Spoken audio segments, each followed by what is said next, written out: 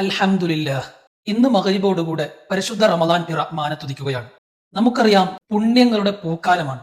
ഒരു നന്മ ചെയ്താൽ ഇരട്ടിയും 10 ഇരട്ടിയും 70 ഇരട്ടി പ്രതിഫലവും ഒരു ദിവസത്തിന് 1000 മാസത്തിനേക്കാളേറെ പ്രതിഫലമുള്ള രാവുകളൊക്കെ വരാനിരിക്കുന്ന പരിശുദ്ധ റമദാൻ.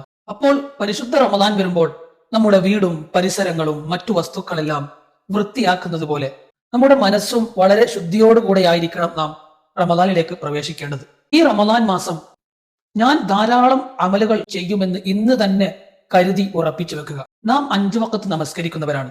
പക്ഷേ ജമാഅത്തിന്റെ കാര്യത്തിൽ ചിലരെങ്കിലും കുറച്ച് മടി കാണിക്കാറുണ്ട്.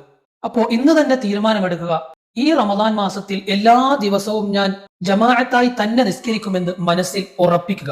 മറ്റൊന്ന് റവാത്തിബ് നിസ്കാരമാണ്. ഫർദ് നിസ്കാരങ്ങൾക്ക് മുമ്പും ശേഷവുമുള്ള മുഅക്കദായതും അല്ലാത്തതുമായ എല്ലാ റവാത്തിബ് നിസ്കാരവും ഞാൻ കൃത്യമായി നിർവഹിക്കും എന്ന് ഇന്ന് തന്നെ മനസ്സിൽ കരുതുക. പരിശുദ്ധ ഖുർആൻ ഇറങ്ങിയ മാസമാണല്ലോ റമദാൻ. ഈ റമദാൻ മാസത്തിൽ ഇത്ര ഖത്തും ഞാൻ തീർക്കുമെന്ന് ഇന്ന് തന്നെ ഷെഡ്യൂൾ ആക്കി വെക്കുക. മിനിമം 1-2 ഖത്തുമുകളെങ്കിലും ഓതാൻ നമ്മളെ കൊണ്ട് സാധിക്കണം. മറ്റൊന്ന് സുന്നത്തായ കാര്യങ്ങൾ.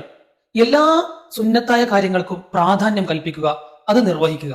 സുന്നത്തായ നിസ്കാരങ്ങള്, തഹജ്ജുദ്, ദുഹാ നിസ്കാരം പോലെയുള്ള നിസ്കാരങ്ങള്, റമദാനിൽ പ്രത്യേകം പതിവാക്കേണ്ട ദിക്റുകള്, ഹദ്ദാദ് റാത്തിബ്, മറ്റു സുന്നത്തായ സൽക്കർമ്മങ്ങളെല്ലാം നാം വർദ്ധിപ്പിക്കുക. സ്വതക്കകൾ അധികരിപ്പിക്കാൻ ശ്രമിക്കുക.